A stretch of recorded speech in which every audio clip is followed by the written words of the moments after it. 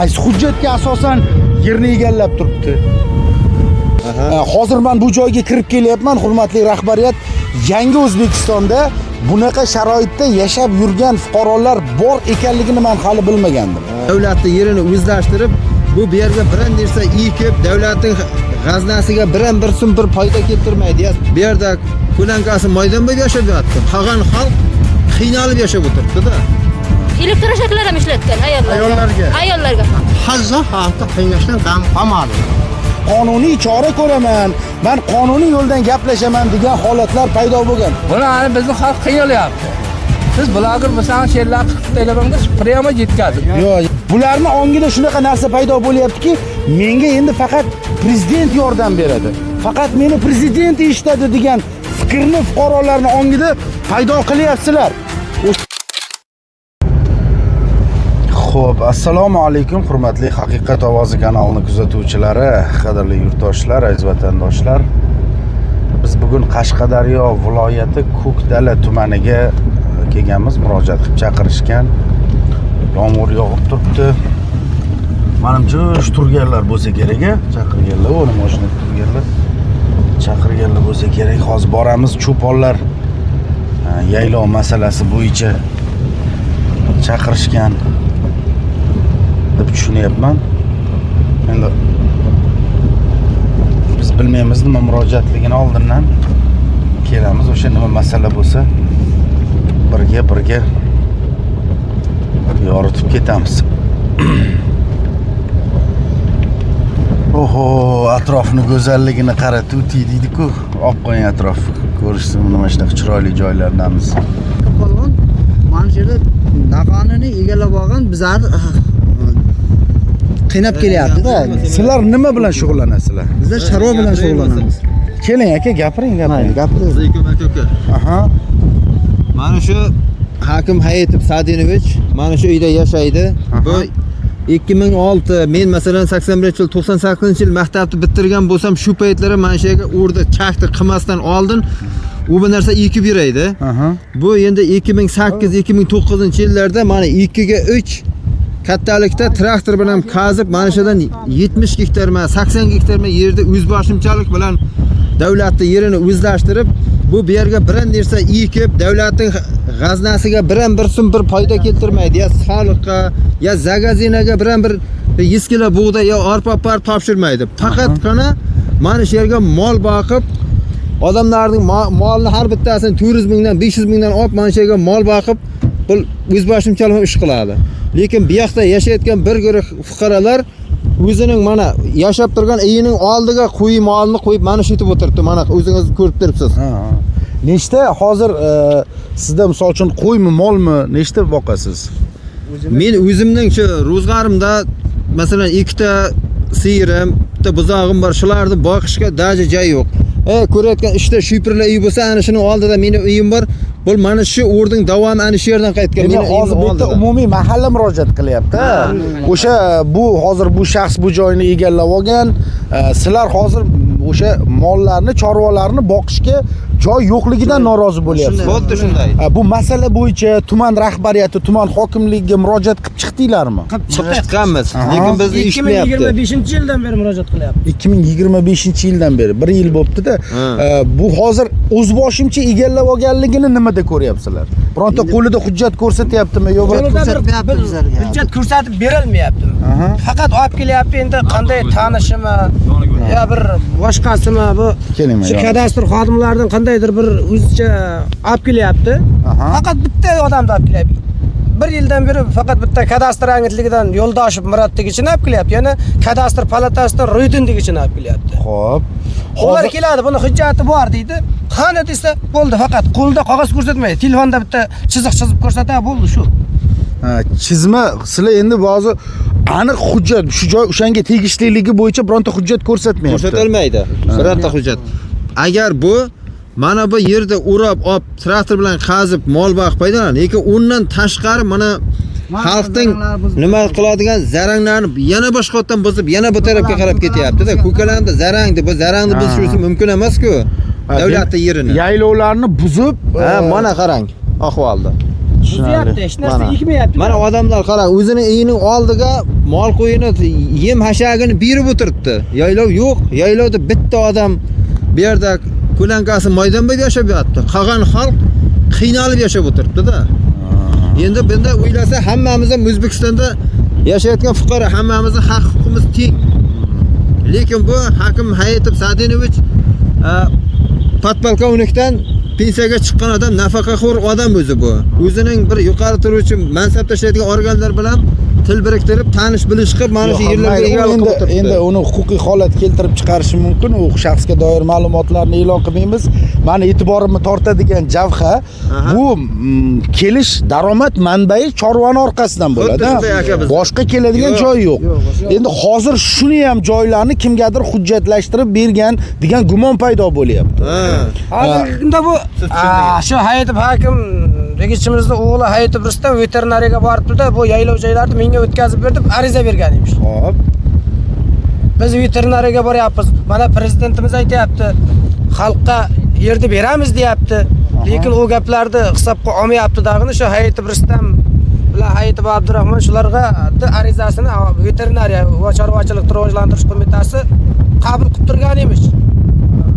Demak, bu yerdagi aholini murojaatini inobatga olmasdan ularni o'sha bir yoq taraflama ko'rib, ya'ni betoz daromad manbai shu bitta mahallani o'zida chorvachilikning orqasidan bo'lganligi sababli. Yo'q, bemalol, rahmat. Chorvachilikning orqasidan bo'lganligi sababli hozir endi ikkinchi taraf sizlar bo'lyapsizlar-da, ya'ni shu joyda istiqomat qiluvchilar. Qolganlar misol uchun bir davlat muassasasida ishlamaydi, assalomu alaykum. Endi hozir men bularni gapi bo'yicha, misol uchun fuqarolarning murojaati bo'yicha men bir xulosaga kelish niyatida emasman, lekin haqiqatdan ham ko'rib turibman, bu joyda bir zavod yoki bir ishlab chiqarish yo boshqa holatlar yo'q. Aholi men bilamiz, Qashqadaryo aholisi ko'pchiligi o'sha chorvachilikning orqasidan kun ko'radi, mana shunaqa chet elga borib ishlaydi. Endi bularni inobatga olmasdan turib o'sha yo'q, nima edi oti? Hozir qaraydi-ku bu yaylovlarga. Veterinariya degan tashkilot paydo bo'lgan. Hozir o'sha tashkilot o'sha yerlarni talon-taroj qilayotgandek tuyulyapti. Bu bir joyda emas. Men boshqa bir joylarda ham buni ko'rib guvohi bo'ldim. Ko'pchilik norozi bo'lib chiqyapti. Aynan o'sha tashkilotdan yerlarni o'z boshimcha talon-taroj qilayotganligi bo'yicha murojaat qilyapti bizga nima chorvachilar. Xo'p, demak hozir bizda bu yerda ikkinchi tomon, ya'ni tuman rahbariyati holatdan xabardor. Hokimning o'zini qabuliga kirib, o'sha tuman mutasaddilarning qabuliga kirib, shu narsalarni o'zlariga bildirdinglar. Hokimning qabulini biz bordik. Bitta ikkita bir mayda movullari bor, boshqa hech kimni topolmadi. Yozma ravishda xat berdik. Lekin xatimizga biram marta qoniqarli javob olamiz. Hozir asosiy bizning maqsadimiz, demak, tuman hokimligi bu narsani inobatga olib ko'rib chiqmayotgan bo'lsa, viloyatdan yo respublikadan najot kutyapsizlar. Xuddi shunday ekan. Shunaqa. Endi hozir umumiy mana qishloq aholisida necha bosh o'sha qora mol yo qo'y bor? Taxminan. Taxminan 1,5 ming qo'y bor, 1000 qo'y bor kami. 1000 dan oshiq qo'y bor. Hozir agar bular yaylovni bularga auksion asosida chiqarib bergan taqdirida ham-da, endi 1,5 ming qo'y bor, 1,5 ming. Qayerda boqasizlar o'sha? Boshqa joy yo'q boqadigan. Uyini oldiga qo'yib o'tiribdi. Uyini oldiga qo'yib o'tiribdi. Endi ko'p odam mol Hozir boraylik bo'lmasa isboti uchun ko'rsatib beraylik hammasini. O'sha aholi aytdi, misol uchun bordir gapiradiganlar. Ketik bo'lmasa o'sha yoqqa boraylik. Xo'p, hurmatli Ko'kdala tumani mutasaddilari, biz albatta bu masalani tarmoqqa chiqaramiz va yoritamiz. Mana biz Toshkentdan kelib, mana shu Ko'kdala tumani aholisini murojaatini tubdan o'rganib, sizlarga yo'naltiryapmiz. Hurmatli Qashqadaryo viloyat hokimligi masalaga jiddiy e'tibor qaratilishi tarafdoriman. Chunki bu joyda aholini boshqa daromad manbai yo'q. Aynan chorvachilik orqali oila tebratishadi va bu narsa men o'ylaymanki atroflicha ko'rib chiqilishi shart. Nima masala qiynayapti, amaki? Endi masala chiroyli joylar, ochiq bunday. Masalani sen shu yerni lentani qilib olib tashlamayman. Shu nima og'amiz ham shuni qo'yib beraman desang aytaman. Bo'lmasa men bir nima ishimga ketaman. Mayli, ayting. Men Maliyada bir Salom. 150 gektar yerda erib olgan bu yigit. Aha. Mana yoqda bir 100 xo'jalik odam bor. Taşlı bir 150 xo'jalik. Hop. Bal ikkitadan ishtadan qo'zi boqsa, mana bir garta semirtib oladi sotadi. Aha. Bu Samarqand viloyatining bir 3 ta molini olib kelib, shuning ichiga bog'ib 400 mingdan boqsa 3 ta mol nech pul bo'ladi? 120 million bo'ladi. 800 ming. 120 million bo'ladi. Aha. 800 minggacha. 50 ta jilqini qo'yadi ichiga. Aha. Buni 1 milliondan boqadi. Bu 50 million. Taşda bir 200 million daromad qilyapti. Aha. Davlatga bu 25 yildan buyog'i bu yerda bitta g'allani egib bor davlatga topshirgan yo'q bu. Aha. Bo'lmasa chaqir, mana qiflar qarat qasam ichiramiz. Nima yegib, mablag' topshirmaydi. Topshirgan yo'q bu. Mana endi bunday aka. Bizning mana xalq bu yerda sag'ir bor, sig'ir bor, bir xil Rossiyaga ketib qolgan. Kimni ko'raman debdi. Aha. Bu ikkita molni quvib chiqsa, molga 50 mingdan 100 mingdan soliq to'lanma deymish. Ha. Hop. Buni ani bizning xalq qiynalyapti. Siz blogger bo'lsangiz, she'rlar 40 taylabangda prямо yetkazib. Yo, 40 ta Qaysi ishamaymiz. kanalga bo'lsa shu kanalga. Xo'p, Haqiqat ovozi kanalidan Mana o'zi bu narsa men o'ylashim bo'yicha bir nizolashib, kattalashib bu tarmoqlarga chiqqan masala ekan-a bu, ha. O'sha tarmoqlarga chiqqan 20 yildan buyon mana shunday kelyapti. 25 yildan buyon siz qarang. Bir Jisr xotin mana yoqqa qo'yini baylab jirsa, haydab jirsa, sen qo'yingni mana yoqqa kirgizyapsan deb, men ikki olib bachchaga ko'tiga tebib qon seydirib beradi. Bir jisrayadi. Hazza haqda qiynashdan gam qolmadim. nechta aholi istiqomat qiladi bu yerda? 100 xo'jalik bor. 150 qo'y. Hozir men kirib kelyapman.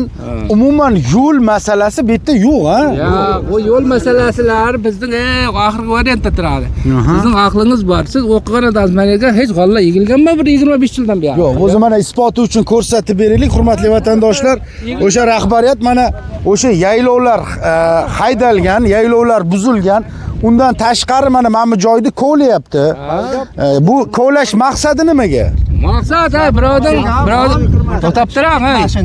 Ichda molni bag'ayapti. U mol chiqib ketmasligi kerak, u molga qaramasligi kerak, mol ichida jirish kerak. Ondan 400 mingdan pul, 500 mingdan pul topib olish 800 kerak. minggacha pul oladi. 800 minggacha bir mol. Bular agar o'sha mana shu joyni egallasa, egalladi ham deylik, mayli tanish bilishlari orqali mayli qildi ham deylik, balkim egallagan bo'lsa-da, sizlarni chorvalaringiz qayerda? Bizning chorva tomda turadi, och. Yaqinlashsa, Boshlab so'gib, yana o'zi shartta o'yga bordi, meni haqoratladi, meni so'k dedi, men bachalarning har qaysiga 5 sutka, 10 sutkadan u yerda so'ramay, seni kim so'kdi, kim g'ibah berdiradi.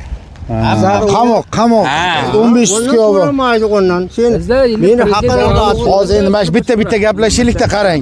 Bu fuqaro, ya'ni bu hozir davlat ishida ishlagan, ichki ishlar sohasida ishlagan, huquqiy bilimlari bor, huquqiy ongi yetarli inson, ya'ni kimgadir qandaydir qonuniy chora ko'rish yo'llarini biladi demoqchisizlar. Endi hozir umumiy meni bu yerda ko'radigan narsam to'g'ri. Bizni o'sha bular chorva bilan shug'ullanishadi, huquqiy bilimlari ham unaqa darajada yaxshi emas. Endi eski odamlar o'sha misol uchun bitta bolaga 7 ta nima deydi, mahalla ota-ona deydi, tarbiyasi bilan urushib, baqirib katta bo'lgan. Endi bu hozirga kelib qonuniy chora ko'raman, men qonuniy yo'ldan gaplashaman degan holatlar paydo bo'lgan. Avvallari misol uchun bir qo'shnisini bolasi xato qilsa bir chakkasidan qo'yganda, hozirga kelib endi bu narsa imkonsiz bo'lib qoldi. O'shani hisobidan endi tuman rahbariyati, hokimligi bu joyga kelib, nima masalalar bor, nima sizlarni qiynayapti deb biron marta bir kelib sizlar bilan mana shu joylarda xuddi bizga o'xshab mana shu sirpanib, yomg'irlarda kelganmi? Yo'q, yomg'irda kelishdi qo'ying, yo'l masalasi sizga hali oxirgi variantda turyapti. Yomg'irda kelganmi o'zi deyapti. Yo'q, o'zi umuman rahbariyat kelmagan bu yoqqa. Rahbardan kelgani yo'q. Bil huquqiy bilimga ham ega emas. Huquqiy bilim deganim, sizlar bularchalik yo'l yo'riqni bilmaysizlar, o'shaning uchun tuman rahbariyatining yordami kerak deyapman sizga. Alak tushunyapsizmi? O'sha narsani gapiryapman. Endi prosta odam bechara. Xalqni qiynab jardi. qiynavordi. Ha, juda xalqni qiynab jardi. Bir bolasi menga bir 4 ta qo'yini haydab chiqsa ham, ha, meni bolam haqoratladi, sho'kdi, shartta bundan oldinroq o'yga borsam, yozib qo'yadi, chaqiradi, yo'q sen bu yoqda nima haqoratlading deydi. Menga senga bunga deydi bir 5 sotkami 10 sotkami berib qo'ying deb u yoqqa aytadi. Bachalar Barib 2 kun milsaxonaga obitir deyapti. Molda o'g'irlar. Bizga to'rtta qora mol yo'qoldi, bizlar istimizdan. Odamlarni Xo'p, qora molni yo'qoldi deb ichki ishlar olib borib sizlarni qo'ygan bo'lsa, u mol topildimi? Keyin o'sha ish ochildimi? Aka, bundayda bitta gaplashaylik-da, bitta odam tushuntirib bersin, hamma har taraf yo'kida kelinglar bu yoqqa bir joyda turib gaplashaylik. O'sha qarang, mol o'g'irlandi deb ichki ishlar gumonlanibdi. Nechta bolani olib bordi? So'roq. 7 ta 8 ta bolani. 7 ta 8 ta bolani olib bordi. Siz gapiring. Gapiring. Nechinchi deydi shu chislasi? Chislasi kerak emas. Yo'q. Ha? 4-yanvardan Yo'q, holatni gapiring. Shu 4-yanvardan 5-yanvarga o'tar kechasi o'sha uchastkovoylar kelib, bizni qishloqdan, mahalladan bir 6 ta 7 ta bolani olib ketdi, 3 ta mashin bilan bu yerda mol o'g'irlangan, 4 ta mol deb. Kimni moli? Bu hakim hayitib Sadiyning 4 ta moli o'g'irlangan deb uchastkovoylar kechasi kelib olib ketib, bolalar ishlab o'tirib, bu kunisi yana chaqirtirib, butun qishlog'imiz bilan borib, bizlarni kuni bo'yi qamab o'tirib, kechga soat 11 ga borib, bu nachalnik bilsa, bizlarga pastga birinchi etajda kuhnida ajratgana bir o'zicha maylis o'tkazdi.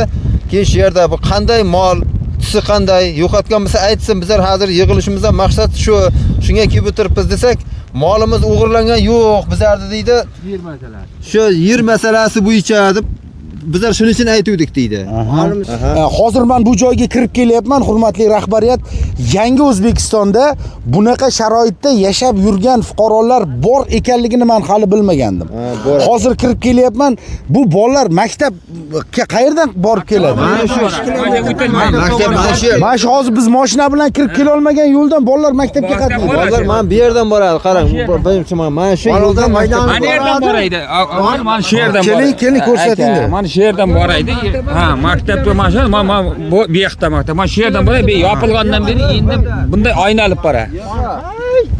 maktab 4 kilometr. 4 kilometr maktab. Mana maktabning yo'li. maktabning yo'li bor edi mana. Yo'l bor edi, oldin yo'q bo'lib ketdi. Bu maktabning yo'lini yo'qotib, o'zi yurishga, Mana bu joyda maktabga o'tib qaytadigan yo'l bor edi, so'qmoq. O'sha joylarni olib qo'ying, mana isboti dalili uchun ko'rsatib qo'yaylik. O'sha hurmatli viloyat hokimligi. Aynan mana yo'l maktabga keladi.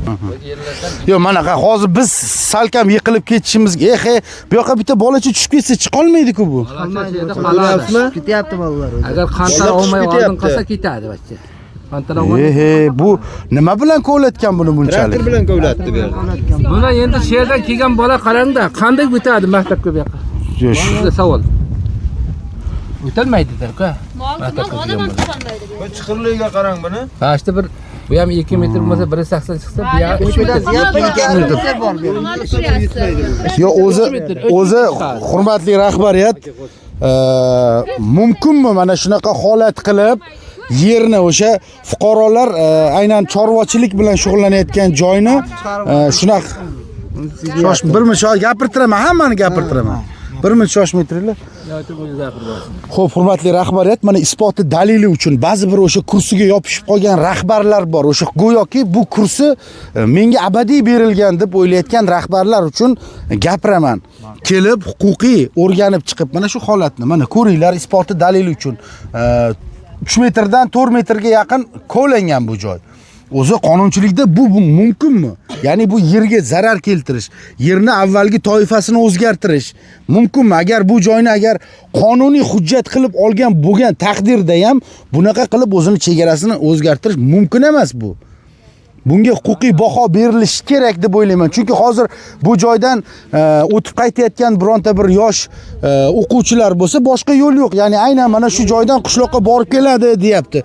Tushib ketib qolsa, misol uchun, kunni sovuq qirovli kunlarida nima bo'ladi degan savol qiynayapti bizni. Xo'p, o'sha janjal bo'yicha gaplashaylik. O'sha janjal ham aynan shuni ketidan chiqdimi? Mana shuna ommaviy axborot ochiqlik siyosati yaratib berdinglar va biz o'sha siyosatga asosan faoliyat yurityapmiz. Ko'ringlar, kelinglar. Men o'ylaymanki, tuman hokimi prokuror, ichki ishlar bo'limi rahbari kelib bu joyda aholi bilan sayyor qabul o'tkazish kerak va bularni qiynayotgan masalalarga mana shu hududni o'ziga kelib eshitdinglar. Endi yechim berasizlarmi yo'qmi men bilmadim. Hozir endi umid qilyapmiz yechim berilishiga, lekin kelinglar ko'zinglar bilan ko'rib o'rganinglar. Bularning qo'lida qanaqa hujjat bor? Qaysi hujjatga asosan yerni egallab turibdi? Janjal chiqqanda mana bu yerlar haydagan.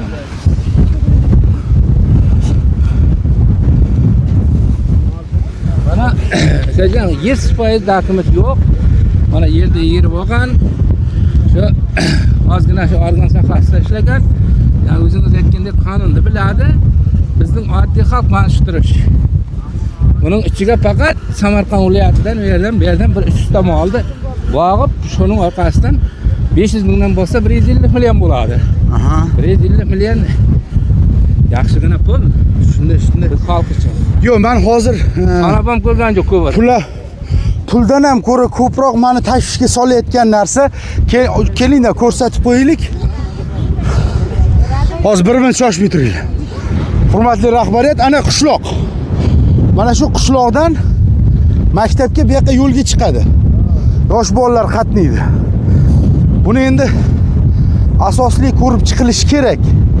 Chunki kelajak avlodni, yangi O'zbekistonni yosh farzandlari to'g'risida gap ketyapti. 4-gacha bu yerda maktabimiz bor, 4dan keyin bu yoqqa boradi. 4-sinfgacha tushib ketmasin deb shu uyga borguncha o'ylab o'tiramiz mana nebaralarni. Shu o'rga tushib ketdi. Tushunarli. Buni o'qimasa. Endi bitta bola bilan bitta katta odam birga borib birga kelmaydi-ku. Maktabga. Mustaqil hayotga qadam qo'yish kerak bu yoshlar. Yangi yetim birov o'ylab bo'ladi. Gapiring, bittam demasam gapiring, bittam. Xo'p, tushunarli. Bo'lmasam ayollardan ham bir eshitaylik, ayollar nima xohlayapti? Assalomu alaykum. Yaxshimisizlar? Nima murojaatinglar bor? Biz keldik. Haqiqat ovozi kanalidan nima sizlarni qiynayapti? Bizlarni qiynayotgan muammo asosiysi mana shu yerlarni o'zimizga xalqqa olish. Aha. Endi janjalga keladigan bo'lsak, janjalda lekin bu yerda juda nima qilgani yo'q-da, nimayda traktorni oldiga chiqdi deb minisalar chaqirgan. O'pay traktor ham yo'q edi. Traktor nima uchun keldi bu yoqqa? Haydashga kelgan yerga. Yerni haydashga kelgan. Ya'ni o'sha mashinalar, yaylovlarni buzish uchun kelgan. 20 yildan beri foydalanib, davlatga soliq to'lab, masalan, yemishlar nima topshiryapman dedi. Lekin kamida masalan meni kelganimga 10 yil bo'lgan bo'lsa, bu yerga hech qanday ekin ekilgan yo'q-da. Endi janjalimizni sababi shu yerda ekmasin deb chiqqanimizda ichki ishlar xodimlarini olib kelib, ayollar endi juda haqoratlab, masalan, ishlab olib ketganda endi elektroshoklar ham ishlatgan ayollarga. Masalan, ular odam o'ldirgan yo'q, ayollar o'ldirganimiz yo'q-da, endi nimani qo'llaydigan darajada-da sovuq quroldi. Keyin ayollarni shunday, masalan, o'zlaringiz ham ko'rdingizlar, shunday xo'rlab olib ketgan, endi unga chidab bo'lmaydi-da.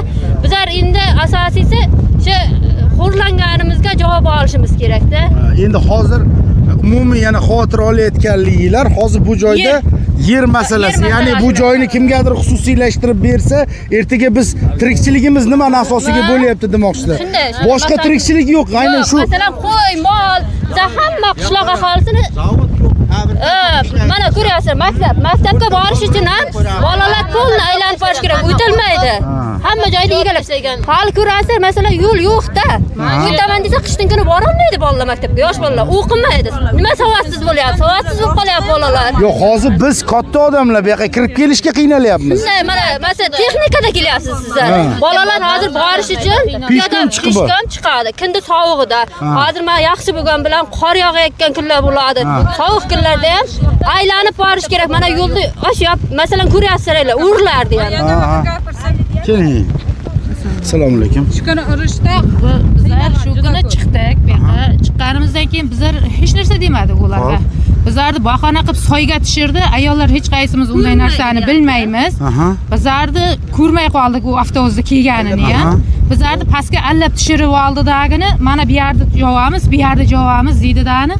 hamma ayollar pastga tushdi. Shunday militsiyalar keldi-da, shu hammani shunday qo'lidan og'dan ketilmayotgan ayollarni ham qo'l oyog'idan ishlab o'zlaringiz ham ko'rgandirsizlar. Men televizorda tarmoqlarda ko'rganman. Hamma joyga. Shu yerda boyagilarni qo'shib bizlar bexish bo'lib qoldik. Avtobusning ichiga kirgandan keyin hamma ayolni boya tok bilan besazdan yoqib tashladi. Elektr shok bilan. Aynan meni umuman esimdan ketib qolgan. Qaysi ismini bilasizlarmi shunaqa xodim, o'sha xodimni? Bilamiz. Hattoki ishlab hammamiz oparib solgangacha hammasini u meni o'zim. Siz ism familiyangiz nima? Hayitova Risolat. Hayitova Risolat. Aka Hayitova Risolat opamizni ta'kidlashlari bo'yicha o'sha kuni ichki ishlar xodimlari o'zlarini xizmat vakolatidan chiqqan tarzda faoliyat olib borgan degan taxmin berilyapti. Endi buni viloyat ichki ishlari kerak bo'ladigan bo'lsa Aziz Toshpo'latov mazkur masalani ichki ishlar vazirligida ko'rib chiqasizlar degan umiddamiz. Chunki hozir biz bir joyga kelib o'zimizcha muammo yaratmayapmiz. Bu muammoni aynan xalqni ichiga kirib, mana shunday havoda hozir qiynalayotgan xalqingizni hurmatli prezident sizga ko'rsatib beryapmiz va ularning murojaatlariga qonuniy yechim so'rayapmiz. O'sha yuqoridagilar ba'zi bir tashkilot rahbarlariga rag'batlantirishlar beryapsiz, medallar taqyapsiz. Bu bo'yicha bizni e'tirozimiz yo'q, lekin murojaatligicha qolib ketmayaptimi? Aholini murojaatlari o'z o'rnida ko'rib chiqilyaptimi degan savollar bizda paydo bo'lyapti. Yana kim bormi gapiradiganlar? O'sha kungi holatlar bo'yicha. Yanga siz gapiring, sizni ham shu kuni qizingizni qanday ahvolga bo'g'ib oldi mana shu kishini qizi. Xo'p. Bo'g'ib sidiradi bizlarni. Shunday har tarafga qarab sidiradi. Mana avtobusga meni o'zi shaxsiy meni tebib tashladi. Aka aytdim, nimaga tebasan? Seni huquq bormi tebishga desam aytadi, bor deb jira haqoratlar bizlar. Shunday haqoratlari endi misol uchun o'rda o'zlari ko'mib, o'rlardi. Bizlarning yigitlardan ko'rdi o'ynadi. Bizlarning yigitlar shu o'zlari shular ko'mgan. Kim ko'mdi? Quvur degani bu turba suv o'tadigan. Mana o'rlardi, choqlardi, o'zlari qo'ldan ko'mib. Yaylovni o'zlari ko'mib, sizlarni qishloqni bolalaridan gumonlanyapti. Ishlab oldingizmi? Kimni ishladingiz desa, indamaydi. Lekin o'zlar shular ko'mgan deb endi bizlarga shu tuhmat qilyapti-da. Tuhmat qilyapti. Masalan, endi 10 ta qo'yim bor, shu yerga kelsam, bir obi degan uli bor, motosikl mana shunday keladidagini. Shunday haqoratlaydi. Oldi ham aytaman shu betiga agar bo'lsa, inang deb haqoratladi. Siznimi? Meni shaxsan u meni. Meni. O'z oldida ham aytaman, sen tinolmay aytdim, shuncha haqoratlading, inamadim dedim. Inang deb aytding, haqoratlamading dedim. Indamay ketdim yana shu gap bilan. Inadimmi, Xudoga shukr. O'tib aytmagan, sen ham jigitsan deb. Prokuraturaga ariza beryapsizlar, prokuratura qabul qilmayapti. Tushunarli. Endi hozir bu joyda men bilyapman, demak, sizlarni gapinglardan xulosa qilyapmanki, endi bu narsani men o'sha rahbariyatga ham aytishim kerak-da. Men endi bir joyda hozir biz bir joydan bir xalqni dardini yoritib, bir masalani chiqaradigan bo'lsak, blogerni xatti-harakatlardan xato qidiradigan, o'sha iloji bo'lsa, mana shu sizlarga o'xshagan qiynalayotgan aholini ovozlari yopilishini, o'sha prezidentga murojaat qilmasligingizni xohlayotgan ba'zi bir tashkilot xodimlari bor, xato qidirib o'tiradi. O'shalarga men gapirib o'taman, "Voy rahbariyat, sizga davlat maosh to'layapti. Oylik to'layapti. Qayerdan? Mana shu xalqni to'layotgan soliqlaridan, jarimalaridan sizga oylik maosh davlat budjetidan chiqadi. Siz xohlaysizmi, xohlamaysizmi, mana shu xalqni ichiga kirib, xalqni dardini eshitishga majbursiz. Hozirgi yangi O'zbekistonda hurmatli prezidentimiz gapiryapti. Hamma narsa yangi bo'lish kerak. Huquq, erkinliklar, haq-huquqlar o'z o'rnida bo'lish kerak deb ta'kidlashyapti. Lekin nimagadir ba'zi bir joylarda, hududlarda bu o'sha eski tizimlarda ishlab ketgan sobiq xodimlarga qarata ishlamayotganligini ko'ryapmiz. Agar adolat bo'ladigan bo'lsa, hurmatli Qashqadaryo viloyat hokimligi, hurmatli Ko'kdala tuman hokimligi, biz kelamiz, murojaatlarni o'rganamiz, bizga ommaviy axborot bo'lganligimiz uchun aloqaga chiqishadi va bizni murojaatimizni birgalikda o'rganishga harakat qilishadi. Lekin aholini o'zini bizni ishtirokimizsiz o'zingizlarning aholilarning murojaatini nima uchun o'rganmaysizlar degan savol tug'iladi. Ya'ni o'sha Ko'kdala tuman hokimligi uzoqda emas. Ishchi guruh tuzib, hurmatli hokim, xonangizdan chiqib, mana bu joyga kelib, o'zingiz ko'zingiz bilan mana shu holatlarni ko'rib, agar qiynayotgan masalasi bo'lsa, yechim bersanglar, mana shu xalq blogerga murojaat qilmaydi. Nima uchun xalq bir video olsa, hurmatli prezident, hurmatli prezidentim deb olyapti? Nima uchun janob hokim demayapti? Nima uchun janob prokuror demayapti? Chunki xalq zada bo'lyapti borib. O'sha ba'zi bir tashkilot vakillariga borib zada bo'lyapti. Bularni ongida shunaqa narsa paydo bo'lyaptiki, menga endi faqat prezident yordam beradi. Faqat meni prezident eshitadi degan fikrni fuqarolarning ongida paydo qilyapsizlar. O'sha narsalarga kuchli e'tibor qaratasizlar. Mana biz keldik. Hurmatli rahbariyat, sayyor qabul o'tkazilishini mana shu joyda agar imkoni bo'lsa biz yana kelamiz. O'sha sizni aholi bilan uchrashayotganingizni, aholining murojaatiga yechim berayotganingizni, ularda qiynayotgan muammolarni yechayotganingizni biz kelib ham yoritamiz. Chaqiringlar. Lekin bizni faqat xalq chaqiryapti. Nimagadir mutasaddilar, kelinglar, mana bu joyda mana bunaqa ishlar bo'ldi, mana bunaqa tashabbuslar bo'ldi, chiqarib ko'rsatib beramiz. Qani chaqirsin. Yo'q, bloger qayerga boribdi, kimga nima debdi, qachon kelibdi, va shunaqa gaplar faqat ko'ryapmiz. Biz holat yaratmayapmiz, holatni kelib boridek qilib yorityapmiz. Mana avvaldan misol uchun bironta bilan gaplashib olib kelgan joyim bo'ldimi bu yoqda? Yo'q. Bu nizo necha yildan beri sodir bo'lyapti bu nizo? 20 yilga nizo. Demak, bu o'sha Qashqadaryo Chiroqchi tumaniga qaragan bu joylar. Undan keyin Ko'kdal ajralib chiqdi. Ajralib bilan so'ramadi. Tushunarli. Men gapiray. Uchastkovalar haqiqatan qonuniy olib ketgan bo'lsa, masalan bizlarda telefonlarimizda videolar bor edi, ularni organlari nimaga o'chirib tashladi? Hech kimni telefonida dalil qoldirmadi. Timbol keyin ayollar qarang, bitta savol beraman, keyin davom etib ketaverasiz. Sizni telefoningizni olgan vaqti ichki ishlar xodimi ichini ochib kirdimi ichiga? Ichiga ochirib, masalan hammamiz telefonimiz kodlangan. Shoshmang. O'sha bo'yicha sizga prokuror sanksiyasini ko'rsatdimi? Yo sudning qarorini? Hurmatli vatandoshlar, sizni shaxsiy telefoningizga kirish uchun kimdir tekshirish uchun ichki ishlar xodimi bo'ladimi, boshqa bo'ladimi, olish uchun organ xodimlari prokuror sanksiyasi kerak, yo sudning qarori kerak. Mumkin emas, kirish mumkin emas. O'sha xodimga nisbatan xizmat tekshiruv tayinlanishini talab qilamiz. Keyin kirganimizdan keyin do'q-fo'psa bilan qo'l qo'ymaymiz desak ham qog'ozlarga qo'l qo'ydirib oldi. Haqiqatan masalan bizlar shu jinoyatni qildik, bizlar jinoyatchimiz degan nima mayda bezorilik qildik. Hozir bir akalatdan endi ayollarga jarima beribdi. Nima aybimiz uchun? Odam o'ldirdikmi? Nima qildik? Qaysi aybimiz uchun? Bir akalat yozgan. Endi masalan u paytda bir janjal qilingan yo'q. Faqat kelib ayollarni ichki ishlar xodimlari olib ketdi. Olib ketgandan keyin olib borib, olib o'tirdi. Masalan bizlarga hech narsa degan. Keyin aytdi, telefonlaringni ochinglar, telefonlarni ko'rdi-da, telefonlarda dalil bor-ku. Shaxsan mening telefonim qolib ketgan edi. Bitta mening telefonim qolib ketgan, qolganlar telefonlar hammasini o'chirib tashladi. Hech kimdan hech qanday masalan bu yerda janjal bo'lgan, uchastkovalar nima degani ana qilmaganda, ko'pchilikda yarqa aytilganlar, masalan, organ joylari ham bor edi. Ular o'chirib tashladi. Haqiqatan qonuniy agar kelgan taqdirda nimaga o'chiradi uni? Tushunarli. Endi men yo'q qiladi.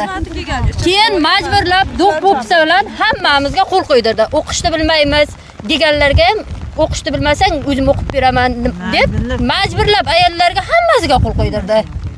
Tushunarli. Endi aytayapti, o'zlaring qilgansizlar haqiqatdan mana imzo qo'ydilaring-ku deydi. Endi erkak kishi masalan bitta xonaga kirgizib oldi ayollar, hech kim yo'q. Shu qo'l qo'ydirayotgan vaqti nima edi? Shu bilan yopiladi eshitdimi yo sudga chiqadi dedi? Sudga chiqadi dedi, yopiladi demadi. Men shunday mayda bezorilik qildik, haqoratlamagan bo'lsak ham sen faloncha narsa deb haqoratlading. Aytmagan gapimizni hokim aytibdi, sizlar haqoratladilaring deb aytayapti. Bizlar masalan unga hech narsa deganimiz yo'q. Tushunarli. Kep Aytildi kishi. Siz ayting, uchastkovalar. Ivahat tashlayman. Nima dedi? Uchastkovalar aytdi bizlarga. Endi shoshmang. Qo'llardan bir ish kelmaydi dedi. Baring dedi. Bizlarni ko'p juda haqorat. Ayollarga uchastkova aytayapti. Uchastkova bitta uchastkova aytdi. Yemahlat tashlagani, yemahlaysan baring dedi. Menga birinchi juda haqorat gapirdi bizlarga. Shunday nachalnikdan dedi, endi to'g'risi esimda qolmasin, familiyasini ham aytdi to'g'ri. Agar dedi boshliq kimligini aytsang dedi, seni dedi chiyarda o'zida chiqib ketasan deyapti. Kimni boshlig'i? Ya'ni ha, bo'ldi, tushundim. Aholini bu yerda kim qo'zg'ayapti? o'sha agitator sifatida endi bizda bo'ladi. Ichki ishlar hozir bir minut shoshmay turing. Biz ham agar biron joyga boradigan bo'lsak, xalqni kim to'pladi, xalqqa kim o'sha shunaqa qilyapti, yurg'izyapti? Yo'q, mana hozir kirib keldik, uchrashdik, xalq bilan xalq o'zi yig'ilib turibdi. Siz kelmaganingizdan keyin keladiganlarni chaqiradi-da. Siz kelmaganingizdan keyin. Keyin shuni aytasan, seni shu yerda o'zim chiqarib beraman dedi. Aytmayman ham dedi. Bizlarga hech kim boshlig'imiz, hamma o'zimizni kallamiz bilan o'zimiz chiqdik dedik.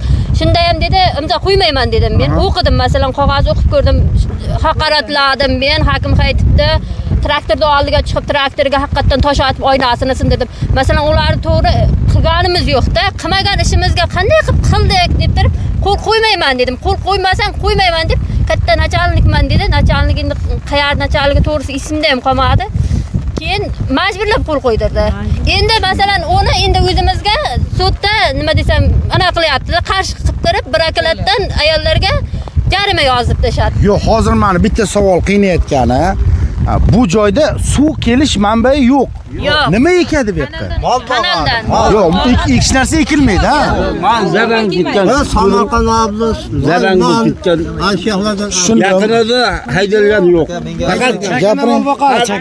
Aka, bu yerda bu hozir aytishi bo'yicha bu yerda o'zboshimchalik qilib olgan 37 gektar haydab egadigan yerim bor deyapti. 16 gektar yaylovim bor deyapti. Keyin 1 gektarga yaqin yerdan yer osti yo'l o'tkazib qo'yibman deyapti. Hech qanday o narsalar yo'q. yo'q, bizda aqllar. 300 gektargacha yerni egallab foydalanib o'tiribdi.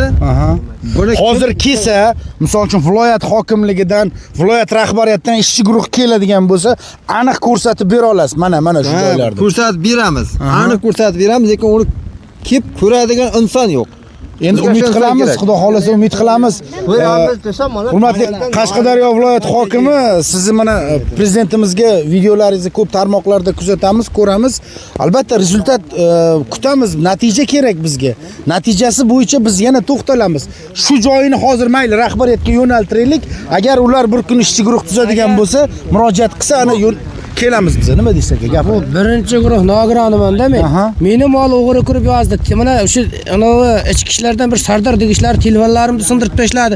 So'radim, hech qaysi. Nogironligingiz nimada? Bir ko'z bo'yicha birinchi guruh. Ha, ko'z o'tmaydi. Umuman ko'rmaydi. Qanaqa o'g'irlar ekansiz molni? Bilmayman-da. Endi shuni mana shu hayit hakimda o'g'illari yozib bergan ekan.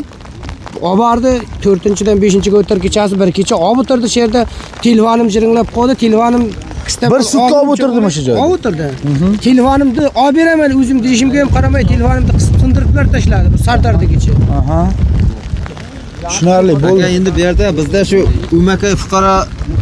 Umakay mahalla fuqarolar yig'inining raisi Qurbonov Abduhalol Hakim Abduxoliqovich. Undan ham hech bir yaxshi savolga javob ola olmayapmiz-da. Hech qanday undan ham bir yo'q. Najot yo'q. Yordam yo'q, ha? Yo'q. Endi mana tinglamaydi xalqni, hech qachon tinglamaydi. Mahalla raisi o'zi. Mahalla raisi shunday qilib turgandan keyin katta davlat idoralarida ishlaydiganlarga nima deya olasiz? Mahalla raisi shunday qilib turgan. Mahalla raisi ham bu taraf bo'lib turdi. Ha, bu tegishli shaxsiy buniki. Masalan, yo'q, shaxsiyligi bo'yicha hujjat ko'rsatyaptimi? Yo'q, ko'rsatgan yo'q. Otasidan qolgan joyi emish. Shaxsiyligi shunday emish. Qaysi biringa ko'rsataman hujjatni? Kadastr xodimlari keldi-da, do'q bo'lsa bizlarga qaysi biringa ko'rsatdi? Qaysi biring bu yerda bilasan deyapti. Endi yerga o'ryapti-da. O'qishni bilasanmi o'zi deyapti. O'qib mana qilsa masalan bizlar ham bilmaymiz emas, bilamiz. Endi bitta yarim o'qimadi degan hamma o'qimaydi degan emas-ku. Tushunarli. Endi bu bilib olgan gapi, bu yerning dokumentini ko'rsatsa, bu yerlar mening otamdan qolgan yerlar deyapti. Bizlarni bir izdivosga qilgan holda bizlarga shunday javob beryapti-ku, bu yer mening otamdan qolgan deb. Mayda bolalarni olib borib tomiga muallimini ham olib borib qo'shib qolmaydidan urib, keyin bizlarga o'xsham borib jarima soladi. Jarima soladi. Yana jarima qildiradi. Olib kelamiz, yig'lab. Mol qo'ydan ham mana maktabga o'tishga ham qo'rqatda bolalarimiz. Ha, olib chiqsa deydi, uradi. qizlar ayniqsa chiqolmaydi, maktabga bora olmaydi. Yo'q, hozir men hayron qolayotganligim, hozir mana shunaqa havoda bolalar maktabga boradi. 4 kilometrga boradi. Shu loyli joydan o'tib kelib maktabga yo'q boradi. boshqa. Shunday, mana ko'ryapsizlar, o'tib bo'lmaydi bu yerdan. Umuman o'tib bo'lmaydi. Lekin mana shu sharoitda ham boradi. Agar hozir yana bu shu savolimni men yana qayta ta'kidlayman. Agar sizlarda hozir mana shu yaylovlarni xususiy qilib qaysidir bir o'sha uddaburonga berdi, sizni o'sha hozir daromad manbayimiz faqat chorvachilikdan deyapsiz. Daromad manbayingiz keyin nimadan keladi? Nima orqali pul topasiz keyin oilangizga?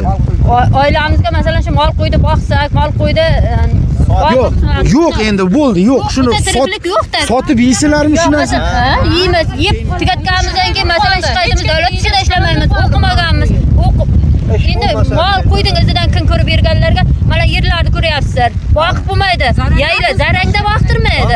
50 ming, 60 mingdan qo'ylarga oladi. Shu anda shu yerda ayollar chiqdiqda o'zi majbur bo'ldik-da. Tushunarli. Endi ayollarga ham zaril emas-ku bu havoda chiqib kelib, mana bunaqa gapirish endi bu endi foydasi yo'q. Har bitta tashkilotdan men Qashqadaryo viloyat ichki ishlari rasmiy munosabat kutib qolaman hozirgi holat bo'yicha. Kadastr agentligi, viloyat boshqarmasi, Namoz aka rasmiy munosabat. Rasmiy munosabat qanaqa? Xonada o'tirib olib klaviatura orqali munosabat emas.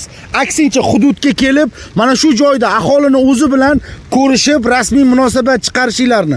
Tuman hokimligi sayyor qabul o'tkazilishini mana shu joyda so'rab qolamiz.